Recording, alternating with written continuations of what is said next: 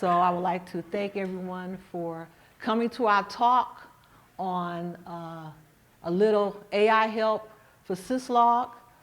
This talk will be in 3 parts. The first part will be a brief introduction of the Syslog subsystem. That will be presented by myself. My name is Tracey Hughes.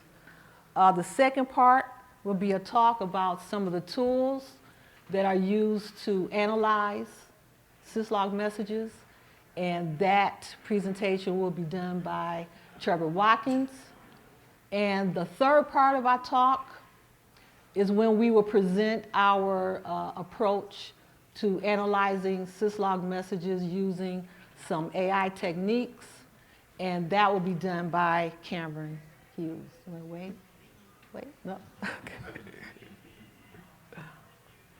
Okay, so log messages are constantly being generated by computer systems facilities, and they're done every day, every hour, in some cases every second, every millisecond. These syslog messages are constantly being generated. Whenever an event occurs, a log message is generated.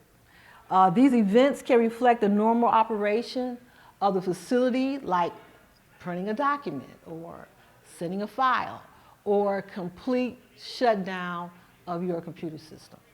A syslog message is generated, and it's supposed to tell you what happens and give you some additional information. Those syslog messages contain, as I stated before, the status of the facility, all the way to giving you information about some horrible event, some emergency that just occurred. Syslog messages can be cryptic and difficult to read, all the way to being very readable, that anyone can read. Said before, there are thousands of messages that can be generated every day, to tens of thousands of messages that can be generated on your computer. And those messages have to be analyzed by a person or some tool that you have installed on your computer when some negative situation takes place. So before I get any further on this discussion, I want to make sure we're all on the same page as far as what syslog is. And when we refer to syslog, what are we talking about? We are talking about the formal specification of syslog, the RFC 5434, that was documented by the Internet Engineering Task Force that replaced the RFC 3164. That's the one we're talking about. The syslog subsystem is a specification that defines the separation of the facility that generates the syslog messages, or the message originators like the kernel and daemons and user processes, etc. That is separated from the system that actually does something with those syslog messages. And that's the system daemon. I wonder who came up with the idea of a system daemon, syslog daemon. Who came up with that? Okay, the syslog daemon determines what happens to the messages. It determines how they are processed and where they go and how they are stored. And they get that information, those instructions, from the syslog configuration file. And in that file, it contains user-defined rules and instructions that dictate the events that the daemon is going to pay attention to and what it's going to do when that event takes place. The destination, the destination is where the syslogs are going to be routed or where they're going to be stored. They could be stored in log files. They could be stored on some central log host, there it goes again. Or it could be routed to a user or a console. Here's an example of a syslog message layout. This doesn't have all the components that is possible for a syslog message to contain, but it's showing the timestamp, host name, facility, and an actual syslog message, no such file or directory. That's not too good. Okay, now here is a list of the various syslog components. These aren't all of them. Here's a list of some of them I'm going to review quickly. The priority value is a single number that's contained in angle brackets, and it represents the severity and the facility of the message. The purpose of the priority value is to categorize the priority of that syslog message. The value is between 0 and 191. Again, it represents the facility level. Those values are between 0 and 23. And the severity level, and those values are between 0 and 7. And here are a list of the facility numbers. 16 predefined facility numbers. Kern is the kernel messages that are generated by kernel processes, and we're all familiar with the kernel. The kernel is in charge of the IPC, file management, memory. Those processes, if something happened in the kernel and you're generating kernel messages, you got a problem, serious problem. User level messages, those are the processes that you use all the time, the applications that you use, your word processor or whatever else you're using, whatever hardware you're using, those are going to generate user level messages, and if something happens there, you got a problem. Okay, daemons. Those are system daemons like cron jobs. Those are very important. If something happens there, you got a problem. Okay, some of these aren't used much anymore by users. If I'm wrong, you can raise your hand and say, I still use that. Line printers, subsystems, those are those old line printers that would print a whole line of text, one impact. Actually, there are some companies that still use that. So that's still out there for some users. News, that's Usenet. Any Usenet people out there? No? I'm sure there are some pockets somewhere, but it's not generally used. UUCP, that's the Unix to Unix copy for transferring files. We normally use FTP and Dropbox and stuff like that. The other facilities, 16 to 23, those are open to be defined by anything that's not in this list. This table is the list of severity numbers. This is the serious stuff. It's going to tell you how serious the syslog message as far as what happened. The severity number is going to tell you how severe, how serious that message is. The first three, emergency, alert, critical, those are the most important, and those are the ones that should be responded to immediately, or close to immediately, eventually, something has to be done. Error, our error conditions, they don't have to be responded to in any urgent fashion, but they are serious.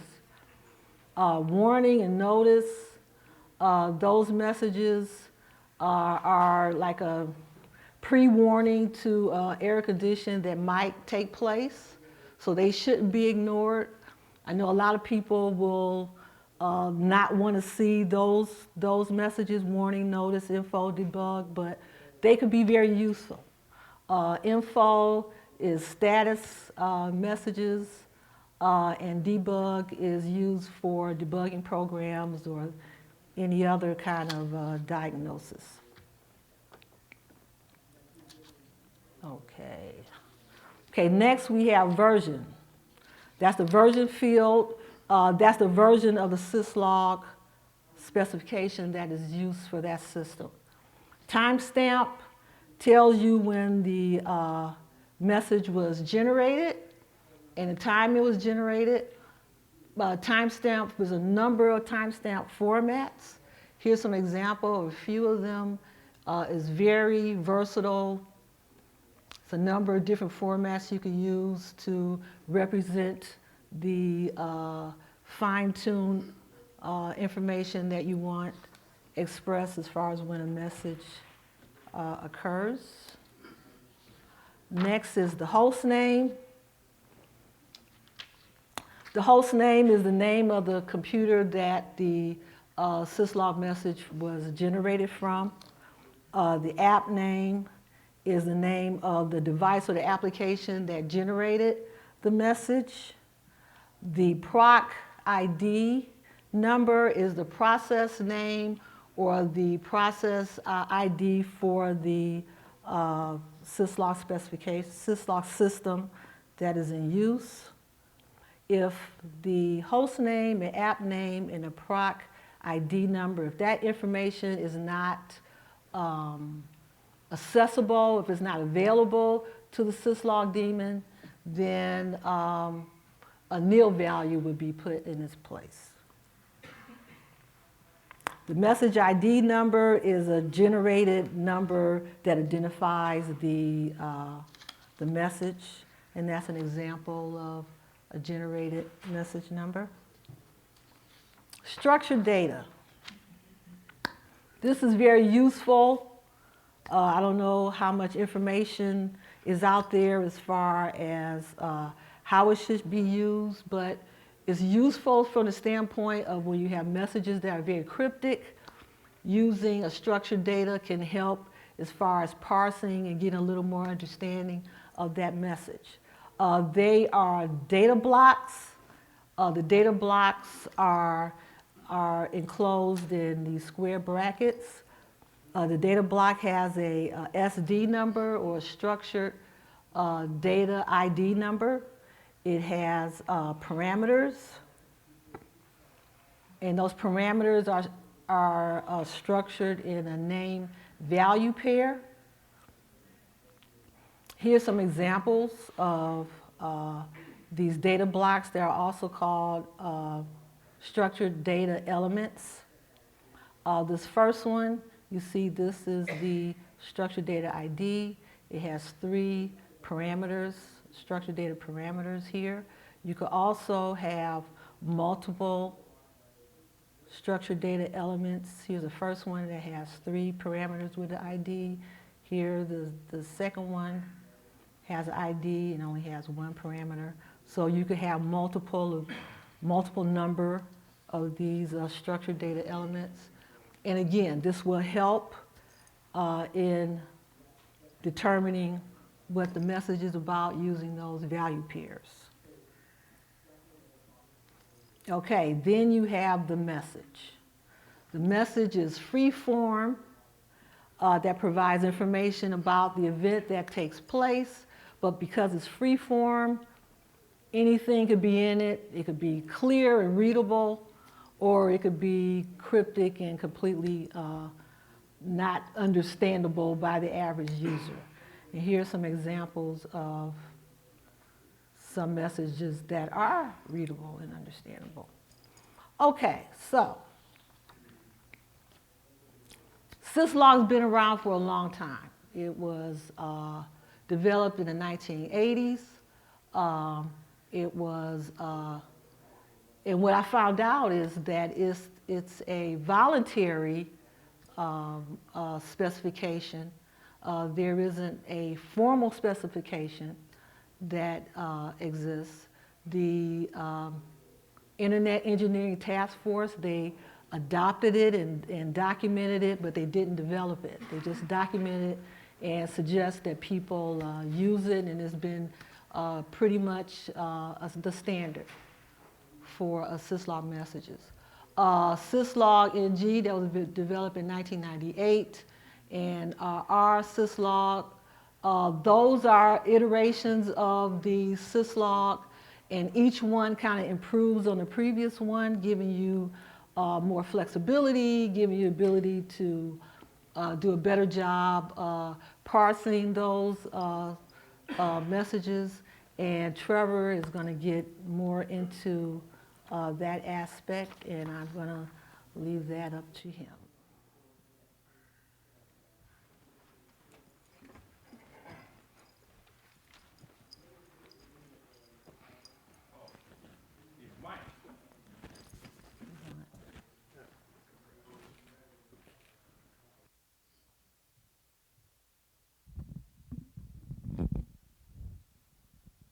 Okay, good afternoon, everybody.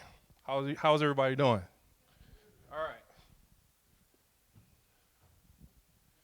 So today, for my portion of the presentation, I'm going to talk a little bit briefly a little bit about Syslog tools, features of those tools, the importance of log management, and log analysis. I just came here today from another conference, and I got here about 9 a.m. So I did two things. The second I'll tell you a little bit later in my last slide. But the first thing I did was did a walk around to see what systems you were all using. All right, that's all. I'm always curious about that. And so I saw some people with MacBooks. I saw some people that were actually running Linux. Some people that are actually running Linux in a virtual machine. Okay, I think everybody here has a smartphone. Okay, I've thought about reverting back to the flip, but everyone here has a smartphone, whether it's iOS or Android. Android obviously is Linux, and iOS obviously is built on Berkeley Unix. Okay, the reason why I state that is because we are all system administrators. Okay, so I want to ask you guys this question: when is the last time you looked under the hood of your machine? So by a show of hands, how many of you have actually looked at any of your logs on your devices in the last 24 hours? Okay, wow. So I guess that eliminates the other week, month, year, or ever. So you guys constantly look at your logs on your personal devices. Okay, so that's good. The average person does not. And that's typically because they just don't know. In regards to education, it's really not embedded in the curriculum. I actually teach 2 cybersecurity courses, and usually on the first day I talk about log management, and I actually show them Syslog, and I may lose 2 or 3 students the next day. It's difficult. All right, and so the average person does not do Syslog management. Now, companies, okay, that's a whole nother animal. So proactive versus reactive. All right, so I've worked at places, I worked at institutions where there was no log management policy, there was no log management at all. All right, and so that could be a part of not having the staff, not having the infrastructure to do it, and also it's just very time consuming. Let's say you're a system administrator and you're responsible for server administration, all right? And you might get called to put out other fires, right? And so your time is taken away from, let's say your job, or maybe one of your jobs is log management, but you're pulled to other things. And so you can't really accurately or effectively conduct log management or log analysis as you should, all right? And so what you have to do is be a little bit more proactive. So proactive log management, and this is actually talked about in NIST Special Publication 800-95, is you need to prioritize log management. And it's, not in any one of these orders. Prioritize log management. So that means making sure that if you have a staff, and some of you, obviously work for some companies, if you guys don't have this currently in place, make sure that that becomes actually the priority. I'm pretty sure if you've been up on what's happened at Equifax, it'll be interesting to learn if they did any log management on their end. Allegedly, there was a server that had username admin, password admin. So there are different tools that you can use, obviously, to kind of highlight those errors or those issues. Next thing is to establish policies and procedures. It's important to have that policy, obviously, to ensure that log management is conducted every single day, as Tracey articulated. Okay, that's very important. You have to look at your logs every day. And then, of course, provide adequate support. And then, of course, create and maintain infrastructure. So you have to have a log management infrastructure, and that infrastructure is composed of log analysis, log storage, where you're going to actually store these logs, because, again, there's a high volume of those, all right? And then, of course, you have to rotate those logs, all right? So all of that is included in the maintaining that infrastructure. And then, of course, we have infrastructure within the infrastructure. So it's important to know your entire information technology ecosystem, okay? So that includes if you have on-premise servers or workstations, desktops, if you have laptops in the infrastructure, if you have cloud. So let's say you have some third-party provider who's providing a service to you. How often do they allow you to have access to the logs? How often how often are you actually going to view that? You have to be proactive in doing that. And then, of course, you're running virtual machines. And then, of course, we now have BYOD, right? And so in a lot of organizations, they allow employees to bring their own devices, and then they manage those devices in mobile device management. So in mobile device management, you can actually route the logs that are actually in your phones, and of course your laptop. You obviously have to install that on those systems to actually keep track of what's going on in your infrastructure. And then, of course, we have Internet of Things. Okay, we are now in a day and age of toasters being connected, your refrigerator is connected, right? And so we've now opened this up to billions upon billions of devices that are going to have sensors, that are going to have embedded devices, which is obviously going to be Linux-based, right? And so those devices, those sensors are going to talk to each other with little to no human interaction. So how do we know when or if those systems are going to fail? Okay, let's say you have a smart home, and in your smart home you have your thermostat tied to that. You have your garage door opener tied to that. And you set it to, let's say it's 20 below, and you decide to go out to the grocery store, and you come back, and for some reason you can't get into the house because that failed. Or let's say you got into the house and your air conditioning is on rather than your heat. All right, so there's a need to proactively be able to monitor all of these devices that are now going to be included in the infrastructure. Okay, so you do that by using tools. So there are a plethora of tools that are out there. I'm only going to talk about a few of them. So I'm going to start with our Syslog and Syslog NG, and Tracey briefly introduced that. But with Syslog NG and our Syslog, you can actually install it if it doesn't already come installed natively on your system. You can create a centralized log management server. Syslog NG is really good for that, right? And so there's sort of a client server configuration. So you basically configure Syslog NG as a server, a centralized server, and then you install it on your clients. And then, of course, you can route those logs directly to that server. In your enterprise or in your infrastructure with switches, with routers, All of those devices, you can route that to a centralized server. You can use Syslog NG for that. In fact, some of the other tools that I'm going to talk about, you can actually use Syslog NG as a centralized server. You can integrate that with other tools, okay? Some of the features is it's secure and it allows reliable log transfer. One of the important things of having a centralized log server is for cybersecurity. That's one potential good thing for having it. Because if I were to have or break into one of your systems, the first thing I'm going to want to do is erase my tracks, and that would involve erasing the logs. But if you have that, if you have all of those machines routed to one central location, I wouldn't be able to do that. All right, and then of course you can more effectively manage the infrastructure by having all of that going to one place.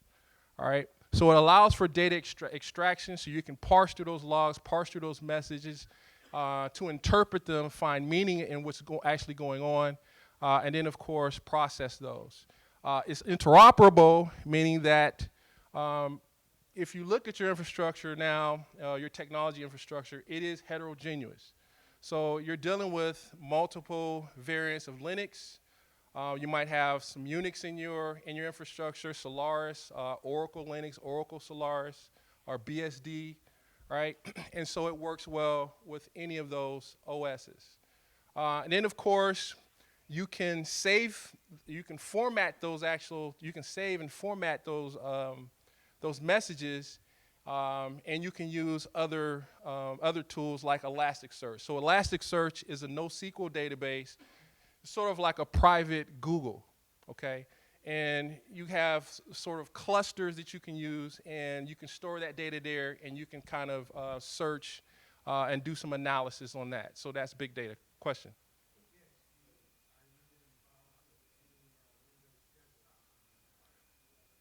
In my environment, we have no Windows desktops. Very good question. Graylog and Syslog. Okay, Graylog, again, centralized log management. You can use a centralized log server, or you can use Syslog NG as a centralized log server and integrate this into Graylog. And the Graylog architecture is you have that core, so you have that centralized logging where you route all of those logs to that one location. And then you can parse messages, you can extract those messages, and then you can export those to other tools that you can use as well. Two of the things is MongoDB, which is a database, and of course Elasticsearch, as I talked about in the last slide. One of the things that I do actually like about Graylog are the plugins, okay? So I'll go to this. So here are some of the plugins that you can use. So it comes with a stable API. So if you wanted to create your own tools or your own plugins, you can actually do that. So you have a plugin for inputs, outputs, services, alert conditions, alert notifications, processors. So, you know, when you transform or drop incoming messages, filters, REST API resources. And one of the other things that I've read that some researchers are actually doing now, and again, one thing to point out is there's really not that much literature on log management. There are some really good books out there, but they're now trying to use machine learning, right, with logs. And so you can actually create your own tool or plugin with machine learning with Graylog and integrate that with Graylog. Okay, here are some other plugins that you can actually use too. All right, so Splunk and Syslog. Splunk is another very popular tool that can be used to analyze Syslog. Again, you can use Syslog NG as a centralized log server and integrate that into the Splunk environment. Splunk has what's called a universal forwarder that can be installed on the Syslog collector. So if you're using Syslog NG or if you're using another platform for that, and you can forward that data to Splunk indexers. So the collector monitors those specific logs, and it sends that data to a predetermined location, and that predetermined location is going to be defined by you. You can also send that, let's say you have multiple people that are responsible for log management. You can actually export and send that to human beings where they can actually parse those messages too. So that's another important part of it. You can route and filter events before they index, and most importantly, it scales very well. So as your infrastructure, as it broadens, as it expands, Splunk does so as well. Okay, the elk stack and syslog. So the elk stack is the alternative to Splunk. So for those of you that are familiar with Splunk, there's obviously the open source version, but the licensing is a little different. I think when you go above 500 megs, then you start to get into some cost issues, and there are some features that you can no longer use. But with the elk stack, it is a combination of Elasticsearch, Logstash, and Kibana.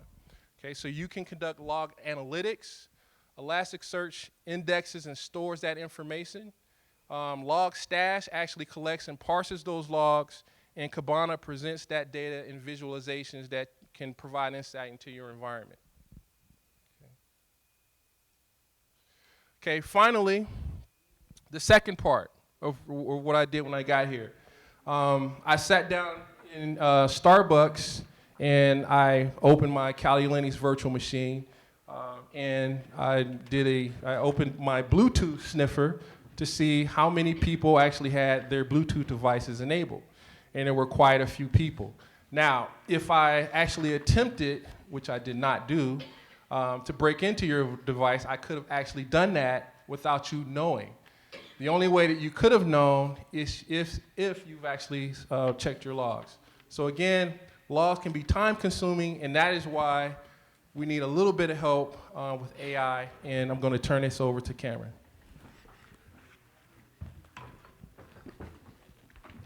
Okay, I don't want to do the mic thing, so let's see. Can you guys hear me? All right, yeah, not good with the microphones. We presented a paper at KCAP 2015. That's in New York.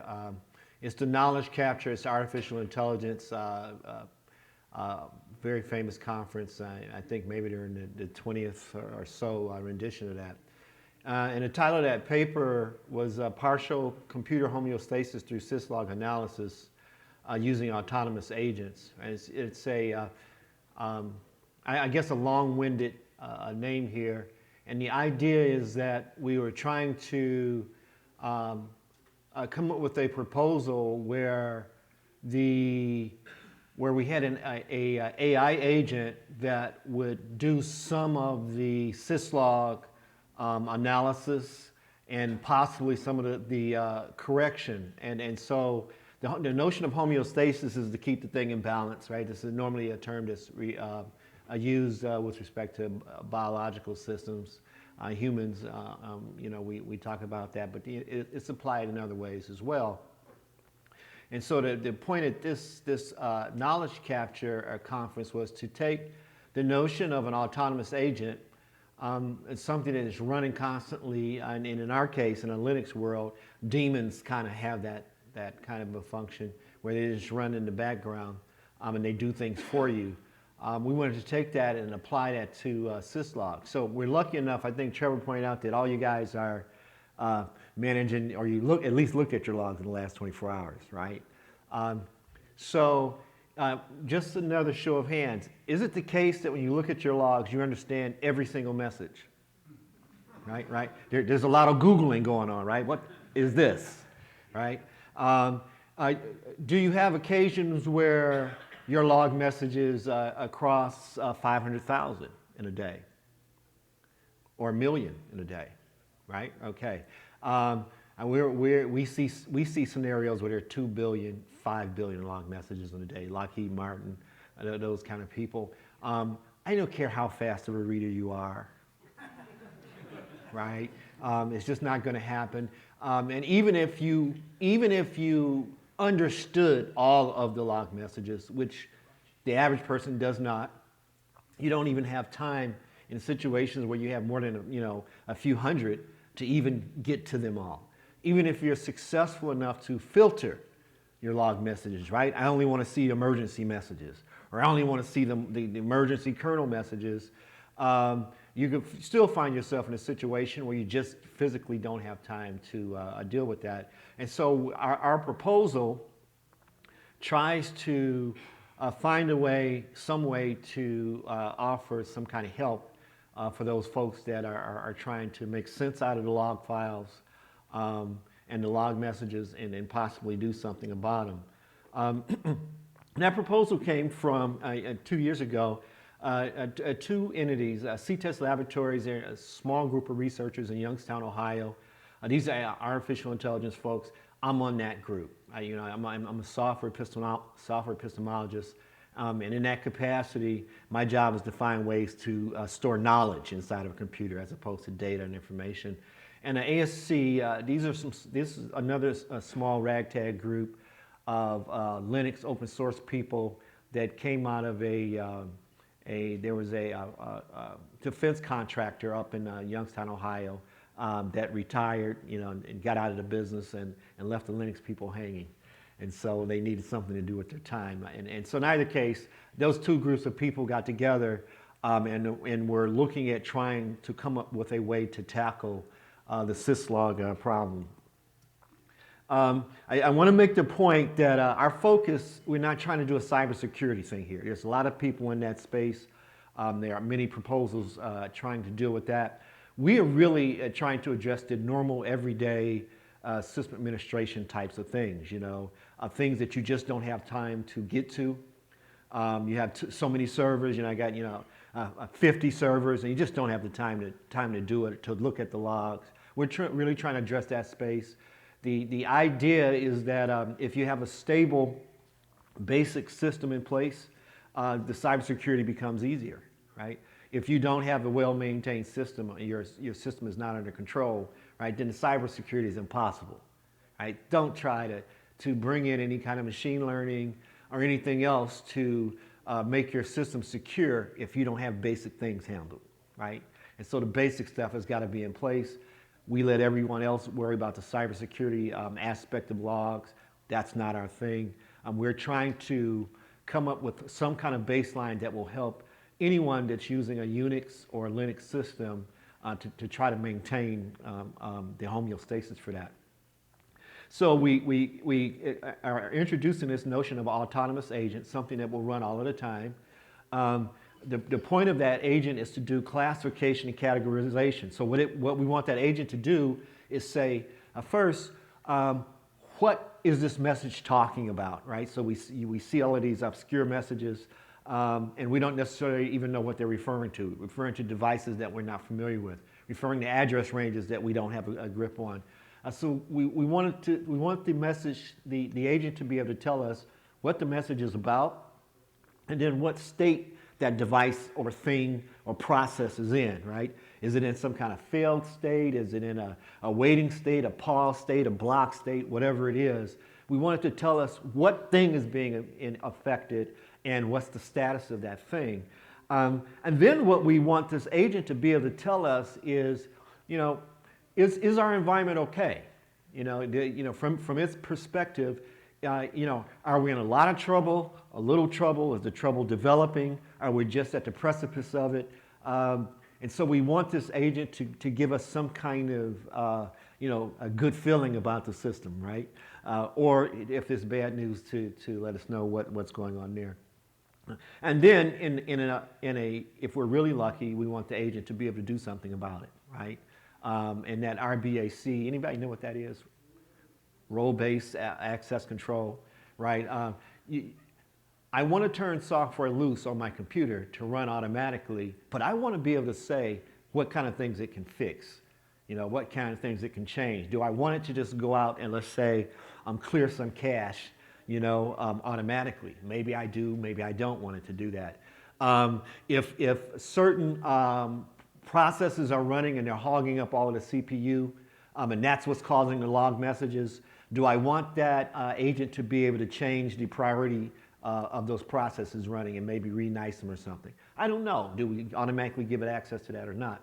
And then if it does something, how does it let me know as the person that's in charge of that system, whether I'm a system administrator, Linux administrator, whether I'm a regular user? How does the agent tell what has happened, right? And so our proposal looked at that kind of stuff. I want to real briefly here, wow, time goes so fast when you have fun.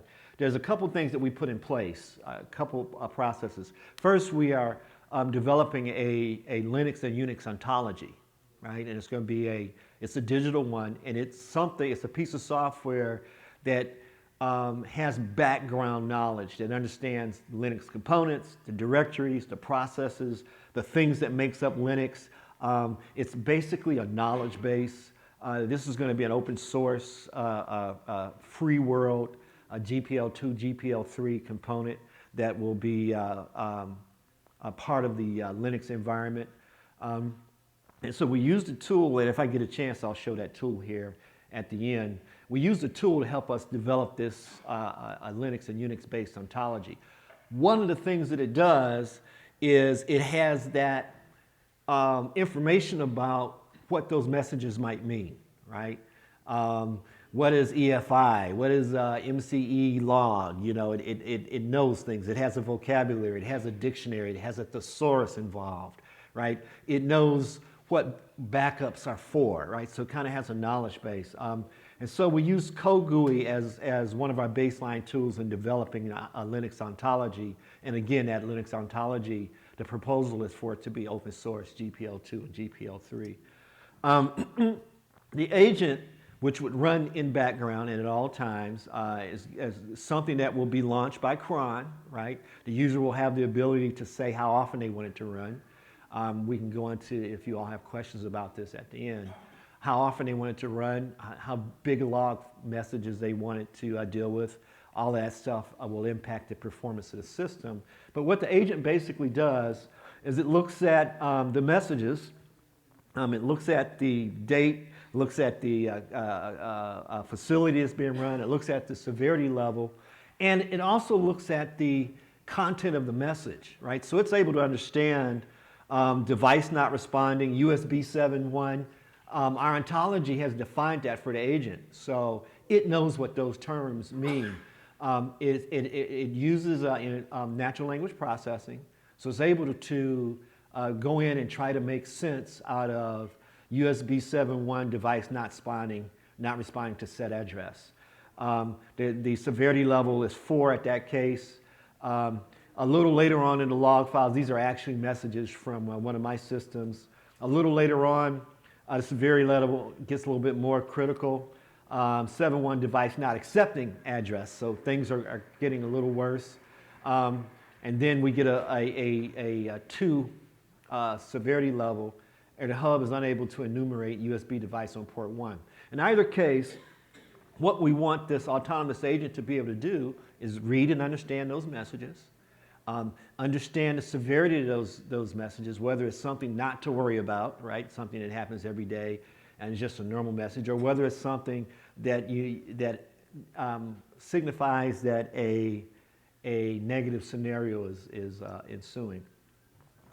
We have like 3, 4, 5 basic components that we're proposing here. There's a domain ontology that's going to be open source. There's an application ontology that's open source. There's an autonomous agent. This thing runs, like I said, it runs at the system level. So you would look at it like an extension to Syslog itself. So it's a kernel level type of daemon that will be running. We are proposing this, we ultimately are proposing this as a possible addition for Linux in general, for all Linux systems. And the idea of coming here is to float some of this in front of people that use Linux or Unix, some version of Unix each day. The other last part is a scenario assessment where the goal of the agent is to look at the system, see whether something negative has happened or whether something negative is about to happen. to take action if you've given the agent the permission to take those actions based off the RBAC standard, and to somehow communicate that to whoever wants to know what the agent has done.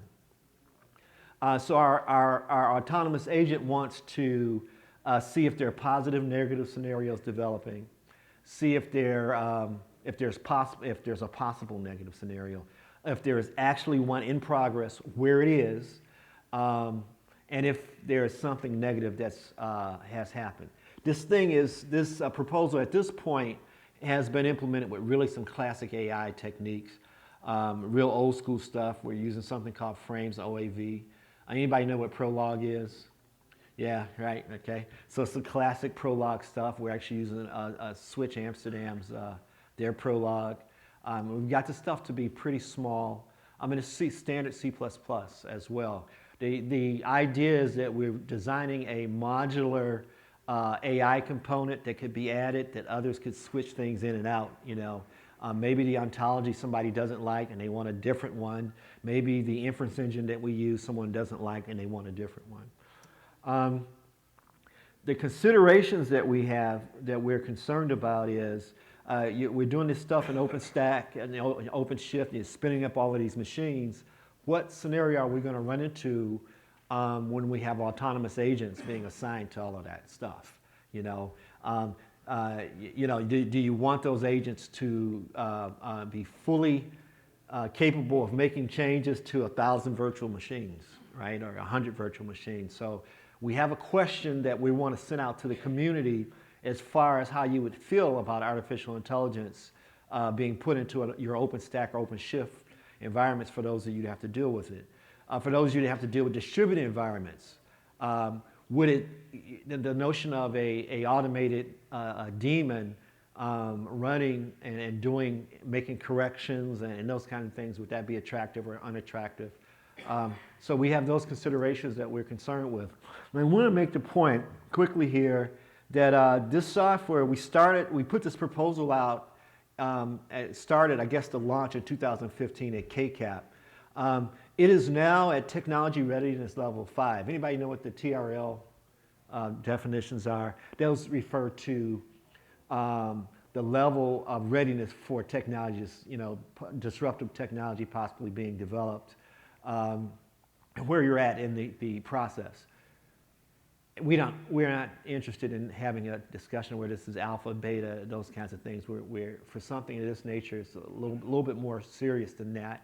And this is a proposal that we are ultimately going to be making for the entire Linux community. We're at 5, and so we're at the testing. We're at a testing level. We're right at the beginning of the testing level. We're starting to test this thing in a real-world environment, systems that we're unfamiliar with. So that is part of our pitch here today. Folks that have systems that they might want to test some of this artificial intelligence stuff on. We want you to leave, if you're interested, we want you to leave like emails and that's some way of getting in contact with you if you want to be one of the TRL5 sites to help us test some of this stuff and to be involved with some of the decision making as far as how this will look once we get ready to release it to a larger crowd. We are, just briefly here, I wish I had a little bit more time. We are looking for TRL volunteers in our proposal. Also, if any of you are inclined to have some C++, bona fides, or Prolog bona fides, and might be interested in some crazy artificial intelligence stuff, that's something that we are concerned with. And I passed out surveys earlier on, and so we're doing a Syslog, the ACM, I'm working with those guys as well. We're doing a national, actually an international survey on how Syslog is being used. With our whole goal here is we really want to stop and talk to as many of Linux users and Unix users of all types and shapes, sizes and shapes rather, to have the question about how far we should have AI go in something like Syslog, right? And at the kernel level, we are talking about something that at the end of the day will allow a computer to possibly be self-repairing in some ways, changing the environment, the execution environment to fix what the log files may be suggesting is going on. So this is kind of a proposal that's ongoing. And I don't know how to easily, outside of saying, the CTEST laboratories is where this is going. It's the kind of thing you guys can Google. The ASC group, you can Google that. And it's a proposal that we're putting out that is going to be hopefully something that will be considered for all variants of Linux.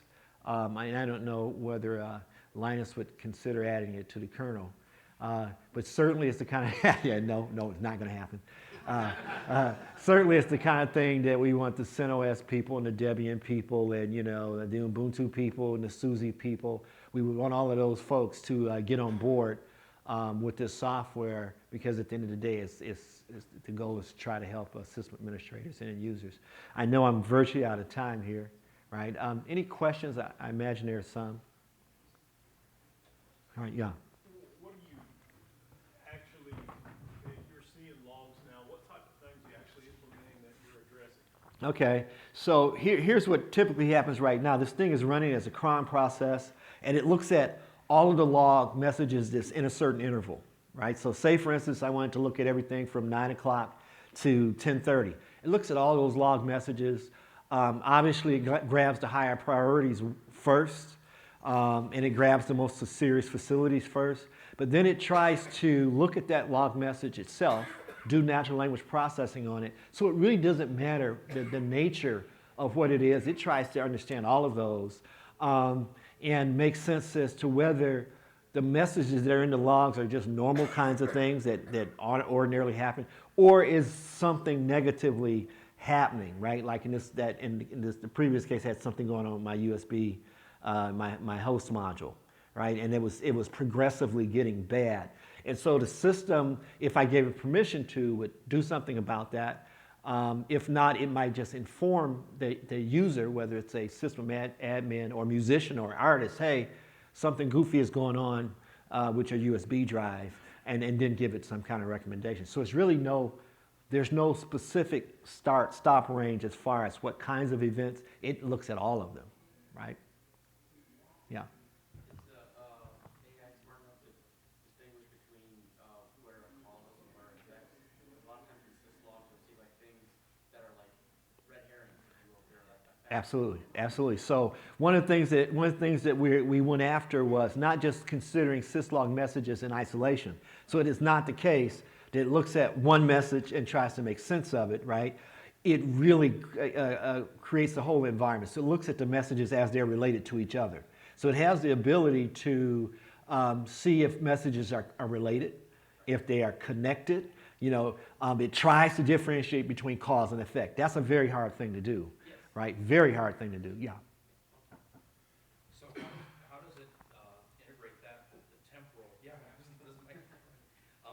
how does it integrate that with the temporal component of the relationship between messages? So, for example, and I'd like to particularly frame this around the boundaries of that cron job. That's right. So let's say I have a message that by itself is not that big a deal. I have a recoverable sector error on a hard drive. That happens all the time. That's right. If it's happening 40 times a minute, I've got a serious problem. That's right. That's right. That's If right. it's happening once every 3 months, I don't That's really right. care that much. That's right. But in particular, when you cross the boundary of those cron jobs, how do you handle the That's right. temporal dimension of I had 3 of those right before the end of a cron interval, and I had 1 after? That makes 4. Yeah. Do you have a way of dealing with that? Yeah. That's fair. And we're doing something right now called Quadrant Analysis. It's 2 things. There's a self-check component where we actually have the agent looks at the reality of that system right now before I do any analysis. What is the actual state right now? And then it does a quadrant analysis in terms of seeing the messages in aggregate before the interval that you talked about, and it keeps a history. Not too long, right? It kind of remembers, depending on what you set that window to be, and that's the kind of thing that you can, as a user, you can decide how much you want it to remember, how much you want it to consider. It does consider the past to some degree, and it considers whether multiple messages are happening. Say, for instance, you have something that's oscillating like this. It was okay, then it became bad, then it became okay again, then it became bad, then it went through an interval and everything was okay. It has the ability to do a quadrant analysis on that kind of thing. Yeah, absolutely. Yeah, it does that. But like I said, this is in TRL 5, and so what we really want to do is we want to get this software in the hands of Linux folks that will be so inclined and so interested in helping to push this thing closer to the goal post. This is not a business case at this point.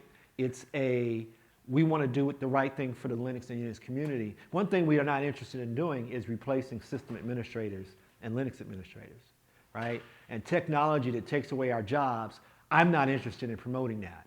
And so part of our whole process is to work with the community to see what they want, what would be useful, what will not be useful, and how we keep people working, right? We don't want to have computers that get so smart till none of us need to come to this festival, right? We don't want to go there. Yeah, for sure. We have a log, a book here. This is old school.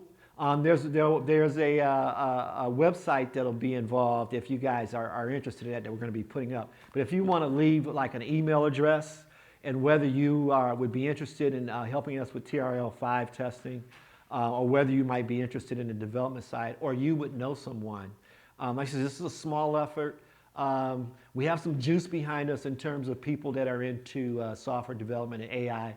Like I said, the C-Test folks, we've been doing this for about 25 years, so we know a little bit about this, yeah. Any other questions? Okay, thank you all. We know we went through a bunch.